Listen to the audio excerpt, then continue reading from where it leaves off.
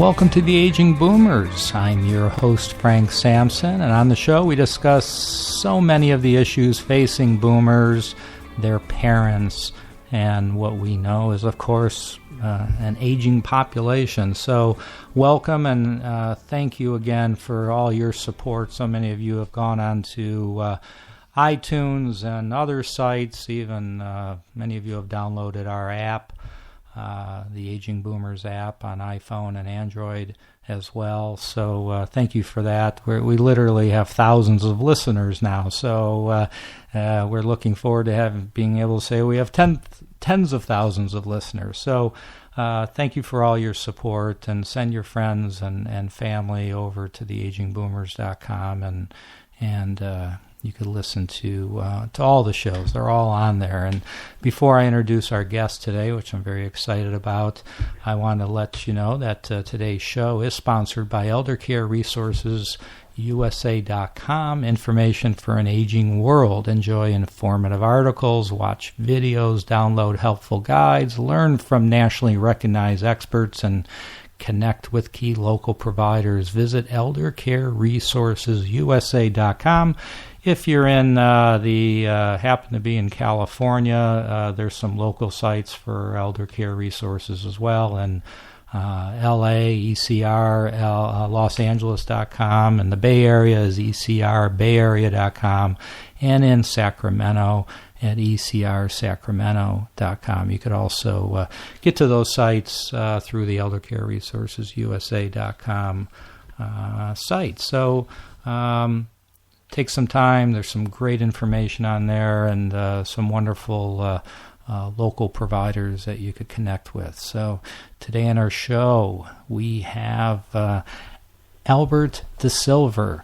Albert and his wife, Marion, are the owners of Visiting Angels Senior Home Care in Sonoma, Napa, and Solano counties here in California.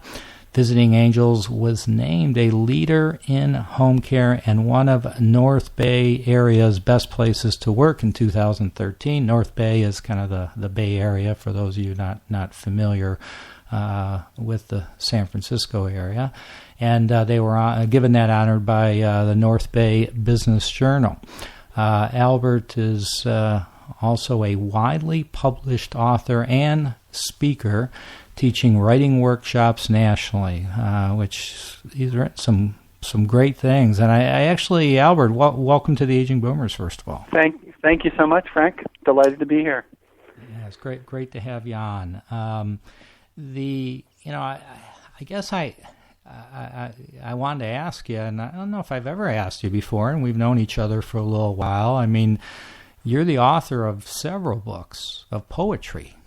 Mm-hmm. So, what drove you to really enter the home care industry, having some great success in the poetry field? That's a great question. Well, my lovely wife, Marion, is a licensed clinical social worker and has been for 20-something years now. She worked for one of the largest home care companies in New York City right around the time I met her. And then she moved to California. She got her license transferred here in California. She was in private practice for a little while, and then learned about the home care industry here in California, and thought, wow, that's something maybe I could do on my own. And she started doing research. She came across Visiting Angels and learned the fact that it was founded by Jeffrey Johnson, who's a licensed clinical social worker himself, out of Maryland, Baltimore area, and started Visiting Angels in the 80s and 90s, and then they started franchising in the late 90s, I think. And so I said, "Sure, honey, let's go ahead and start a business." And I was transitioning from teaching at the time and thought, well, if you need help, I'll be here and support you. And, one thing led to another, and I kept helping her more and more. And then she really needed a lot of help with the marketing and promotional aspect. And I don't have much of a background in that, being a poet and all, but I sort of fell into that role, and I love people. I love helping people, and it was really a natural transition, actually, in a lot of ways. I mean, face it, though, Marion runs the show, right? Yeah, of course, of course. Well, she certainly has a lot more knowledge and experience clinically than I do. Boy, we've learned a lot over the last few years. Yeah, and, you have a great, you run a great operation, and you have wonderful staff, and so I commend you for that, and appreciate everything you do. Well, thank you. Yeah. So tell us just more about Visiting Angels before we kind of get into our topic here. I mean, it's a big organization, right? Yeah, so we're part of a franchise. So there's 450 offices now nationwide. And we own and run three of them here in the North Bay area. And Visiting Angels is really it's an employee-based home care agency. So all of our caregivers are employees. We provide a lot of oversight of those caregivers. We have dedicated staff that go out every single day to check in with clients and to check in on the caregivers. We have several case managers that check in directly with the clients and update their care plans. So we're very hands-on. We're very involved.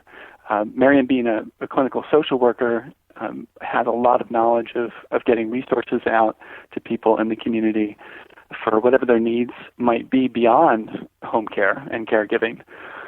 So that's really our specialty. We're the only Diamond certified agency in the Bay Area that I know of. That's great. And we're extremely proud of our approach and our team. And that's kind of us in a nutshell. Great. And if people wanted to go learn more about Visiting Angels, how would they go do that? Yeah, it's visitingangels.com/Santa Rosa. Mm-hmm. It's our Santa Rosa site, and then visitingangels.com/Vacaville for our Solano County. And if they happen to be in other areas of the country, then they just go to visitingangels.com and they could search for a location, nearby. Exactly, where they are. By zip code. Good. And you'll find that nationally, the approach is very similar. I mean, everyone's, of course, an individual owner. We're working from the same model, but what's unique is really this approach based in the relationship building with families, with people. And Jeffrey really instills that in all of the franchisees. So it's a pretty amazing, unique organization, and it's a very loving and heartfelt, connected type of organization. Oh, that's great. So, we're going to get into our subject matter today that, we want you to talk about. And I'd like to read you a quote. Actually, I just came across it. It just came out just this week. And it says on it, I'll just read from it, according to the Centers for Disease Control and Prevention, people ages 65 and older are more prone to heat stroke and heat-related stress than those of other ages. Uh-huh. Seniors' bodies are not able to adjust to sudden changes in temperature as quickly as younger people. A chronic condition that affects the body's response to heat, as well as taking certain prescription medications, also may play a role in seniors' susceptibility to the heat. So, here's Centers for Disease Control coming out with that information this week, and that's our subject matter today, and, as it relates to safety for seniors. And I know Visiting Angels has put together a program that I'd like to have you explain a little more about. Yeah, absolutely. Just recently we've been, we do, over any given year, we do a lot of community outreach and support. It's part of our approach. We donate thousands of dollars every year to nonprofit senior services throughout the community, and we also do these informational benefit programs. So currently, we've got a Beat the Heat Summer Help for Seniors program. We're going around to the various senior centers and providing information on how to prepare and deal with heat waves. And also bringing people supply of those cold packs that they can just, those ones that you just bang on and suddenly you have this instant ice pack. And you can apply that to your neck or wrists to cool yourself down in a pinch. And it's been really, it's really come more to the fore recently for us since we've expanded our territory out to Vacaville and Fairfield, which, as you know, gets very, very hot in the summertime. And we're very blessed in Sonoma and Napa areas to get these inflows of fog from the coast. It keeps us cool. Not that it doesn't get hot, but we tend to have these cycles where things do cool down. We have nature's air conditioning, as it were. But out there in Vacaville and Fairfield in particular, it can get really, really hot and stay hot. So this has really come to the fore in our minds, and we want to do what we can to help people prepare and deal with these heat waves. Yeah, there's the weather even around the country is just crazy. I mean, I think I've never remembered watching the national news, and every single time they're talking about this crazy weather in different parts of the country. So with this heat, obviously seniors have to be careful. But what are other? I know that there are tips that you could provide, whether it be for the heat or just other safety tips that you can, that you'd like to talk about, to share with our listeners if they're a family caregiver, that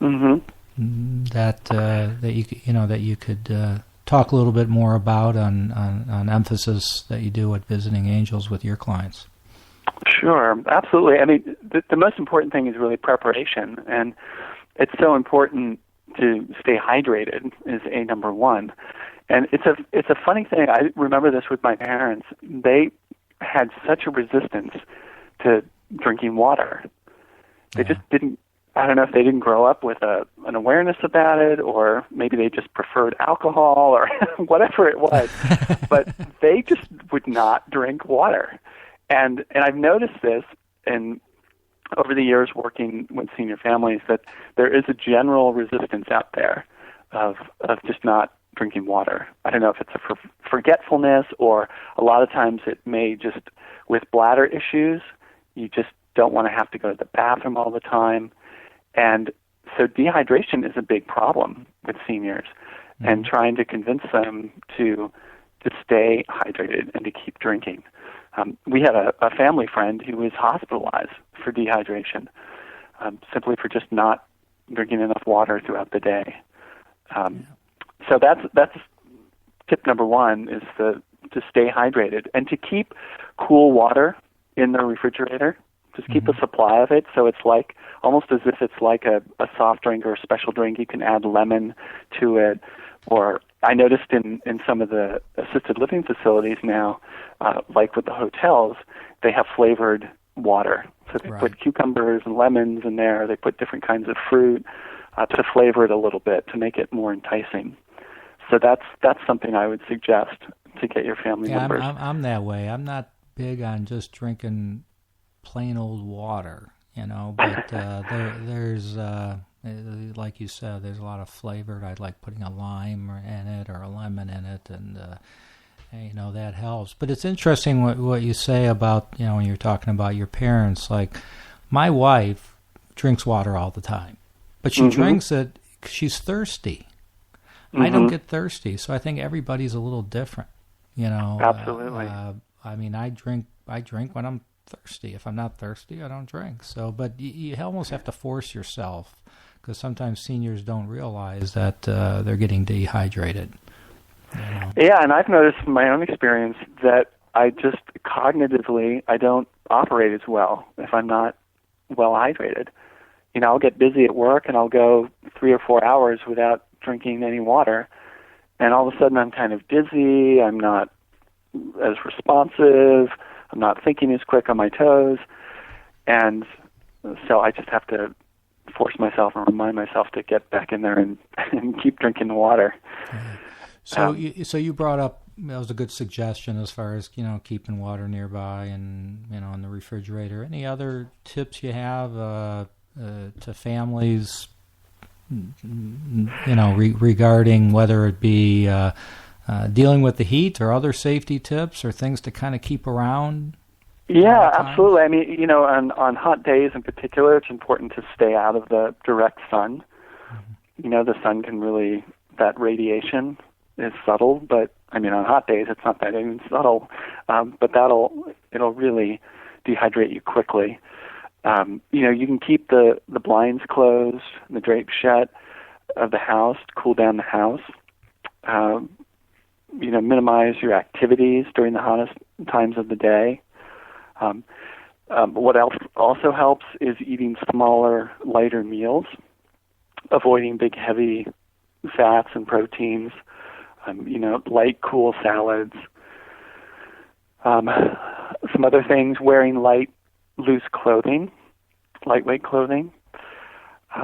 And, not all of us have air conditioning, so it's important for people to get to places where there is air conditioning. On a particularly hot day, ask somebody, a neighbor, a friend, a caregiver, a family member, take you for an outing to the local library, to the senior center, to the community center, or to a movie.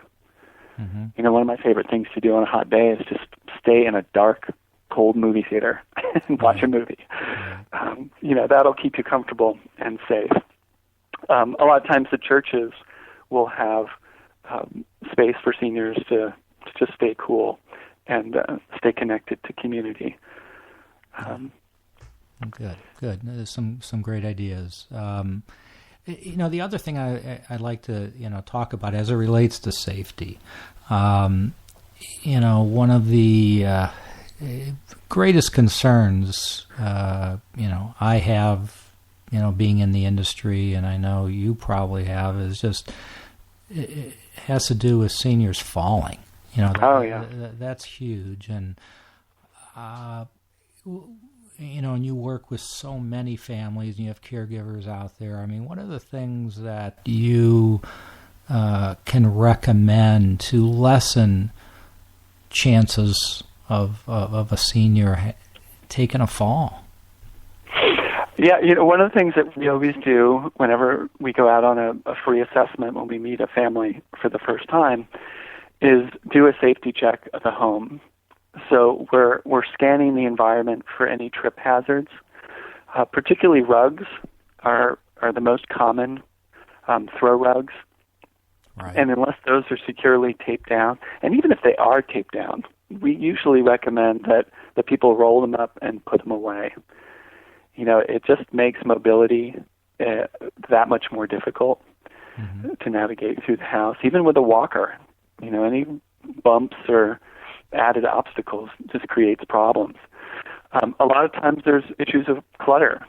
So we'll look at the main passageways through a house, through the main use areas, whether that's the kitchen, the bathroom, the bedroom, and make sure there aren't any extra tables or sideboards or chairs in the way. And if so, we ask the family to move them and just keep those areas wide and free. Mm-hmm. Another big issue is lighting. Sometimes seniors just feel, their moods tend to match their environment, and so they'll keep the lighting really low, which can be dangerous. You won't see that stare down into the living room. Though it's important to assess the lighting situation and maybe even upgrade it, make sure those bulbs are changed. That's very helpful. Mm-hmm. But also, most importantly, it's in the bathroom. That's where most of the falls tend to happen. Right. So we've always, we work directly with a contractor who can help with hand rails in the bathroom, with grab bars in the showers. So we recommend that there's multiple grab bars, both near the toilets, the shower, and by the door, so that people have several places that they can steady themselves, both on their right hands and their left hands, depending on where they're feel most strong.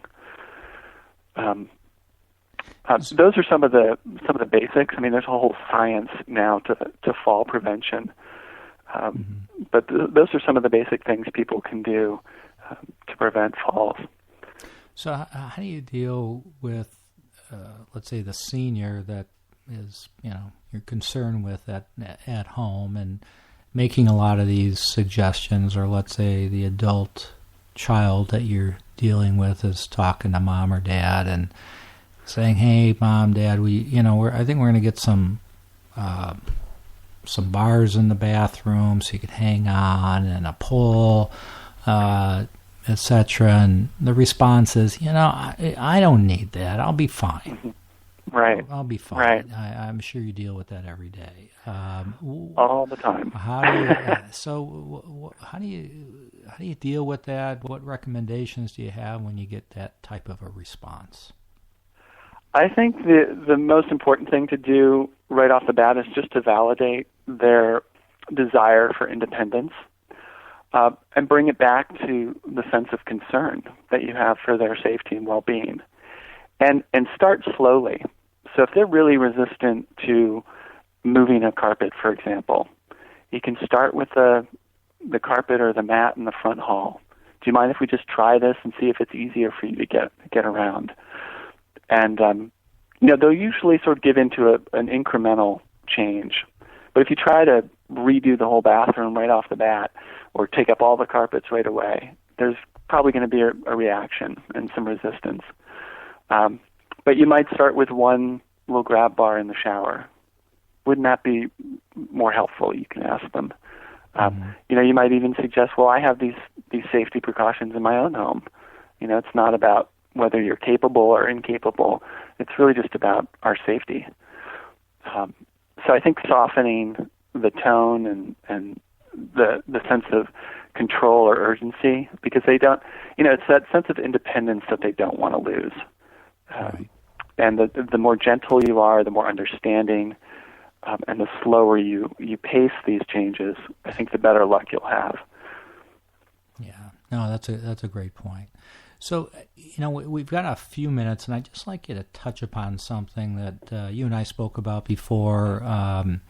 There's, the costs, are an issue for most people. They'd like to get somebody to come into the house and help with mom or dad, but then they, look at the cost associated with it. And so, some people have a tough time in paying that, and, a lot of people think that it's covered by Medicare or something, and it's it's not. I mean, this is a private pay type of things. But there's a program that we're both aware of called Veterans Aid in Attendance, and just with a couple minutes that we have, can you do just a quick overview of that, knowing that could really help help people, veterans and spouses, etc. So you want to give a quick overview of that? Sure. Yeah. So the Veterans Administration has this aid and attendance program. So anyone who's been in active duty or a spouse is eligible if they've served 90 days or more and were honorably discharged. There is an asset maximum of $80,000. But this can apply. It's a pension benefit for up to $2,000 for a veteran and a spouse. It ranges from $1,100 to $2,000, depending on the assets one has and their monthly income minus medical expenses. So it's a little bit complicated with the calculations, but that's the gist of it. And this can be applied towards home care, skilled nursing, or assisted living. And the requirement is that they need help with my understanding is at least 3 activities of daily living. So they might be homebound and need ambulation assistance, toileting, bathing, dressing, or feeding. Those are the primary activities of daily living. But the best way to access that benefit is, there's a number of ways. Every county has a veteran service office and veteran service officer or officers In Napa, we have Patrick Jolly. Chris Bingham is one of them in Sonoma County. And then Tom, I think his name is, Ted Pontillo is the Veteran Service Officer in Solano County. And these people can help you fill out the forms, access the benefit, and determine your eligibility.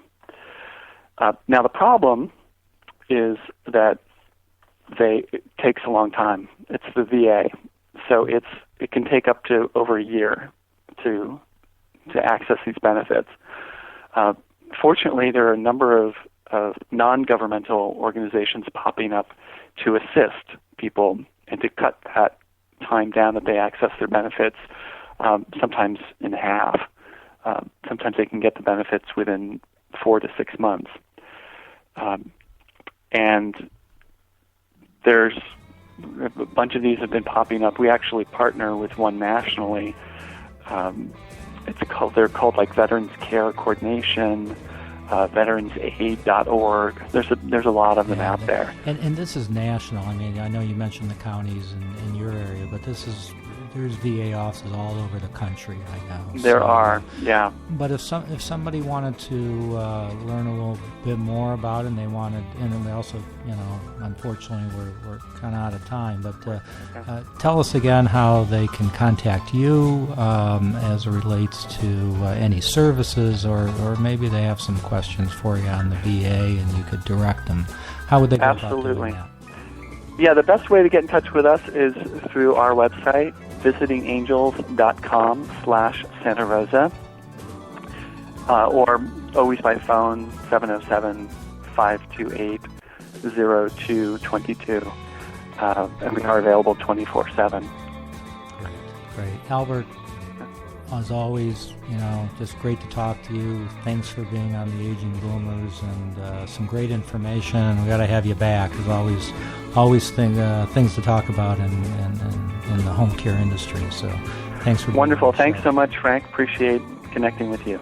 Yeah, it's been great. And thank you, everybody. Again, you could either go to agingboomers.com, you could go onto iTunes, you could download the Aging Boomers app on your iPhone or Android phone. So many different ways to listen, not only to this show, but all the shows. So hopefully you go on to iTunes and subscribe, then you'll automatically get the shows. And give us some comments, too. We'd love to hear more what you think. And again, thank you. Thanks for joining us. Be safe out there, and we'll talk to you all soon.